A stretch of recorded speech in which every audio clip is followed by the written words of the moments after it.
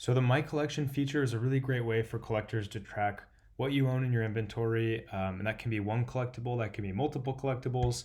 And then you can see the contents of that inventory over time, as well as its value and its profit and a bunch of other core metrics. So it's a great feature. It's a core part of price charting, and you can find it under My Account, and you click on Collection. It should pop up just like this.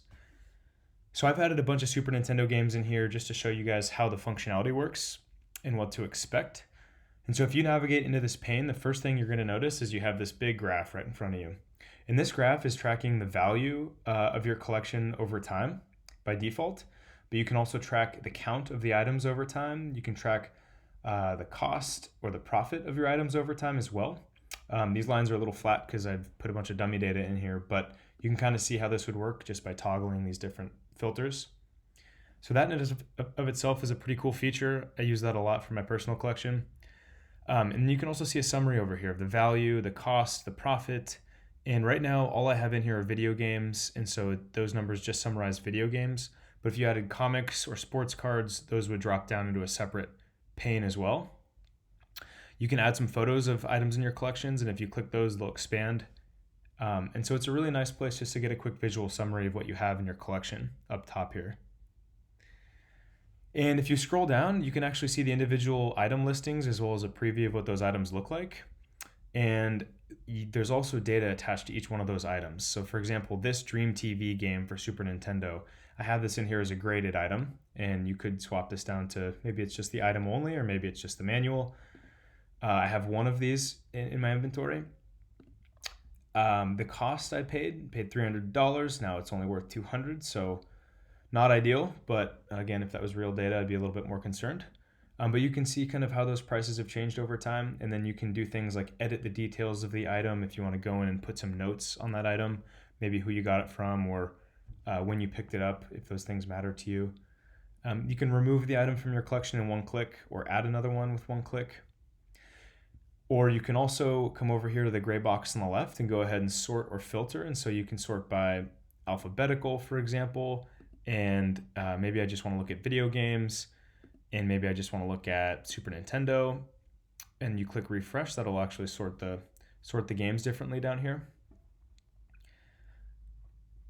And so a couple things to note. How do you get items in here off the bat? So if you're in price charting, and let's say you're looking for Mega Man 10, the search screen will pop up because there's a bunch of hits for Mega Man. So I'm specifically looking for this one, the Mega Man 10 for Super Nintendo. I could click this and go into the price page, and this pulls up the price page with the item and a bunch of the information. To add this to your collection, you click this button, and you can either add it with one click, which means it's going to default save that as a just an item only, or maybe it's a CIB. If you're a CIB collector, you can set that default, or you can add details. So you can add a photo of that if you'd like. Specify whether or not it's a CIB or it's new and sealed. Any cosmetic toggles you can add as well. Maybe if you own multiple, you can add a second quantity or a third quantity. You can include the price paid and then a description. So some people use this description, for example, if it's a graded item, they'll say this is a VGA 85 down here. And then once you add that item to your collection, it should show up in that page we just looked at. So this is one way you can go ahead and add items to your collection. The other way you do that, if you go back to the search results for Mega Man, you'll see over here on the right side, there's actually two toggles as is in the search screen. The first being add to collection, either again in one click or with details. And the second being the wishlist button. So if this is a game you don't have yet, but you'd like to keep an eye on for alerts of whether or not there's good deals out there, or anytime a deal pops up you want to get notified via email, you can add this to your wish list. This one's already in my wish list. So these are some kind of quick ways to add these to your collection. One other thing to note is when you go back to your collection and click this little share your collection button here, you can actually share a link so that other people can use that and actually come in and see what's in your collection. Perhaps you want to sell your collection, or perhaps you just want to show some items off. You can copy this link and share it with somebody, and that's a public link that they can go access.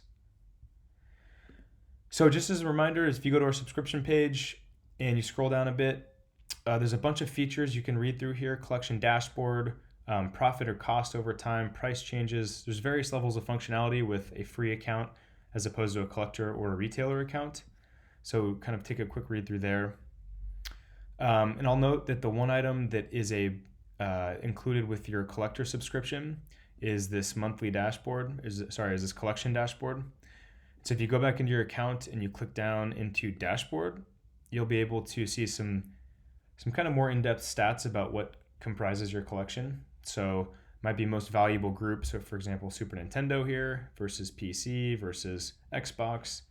You get additional metrics about trends over time, recently added, most valuable games, that kind of thing. So it's a nice little drill in to get some advanced data on your collection.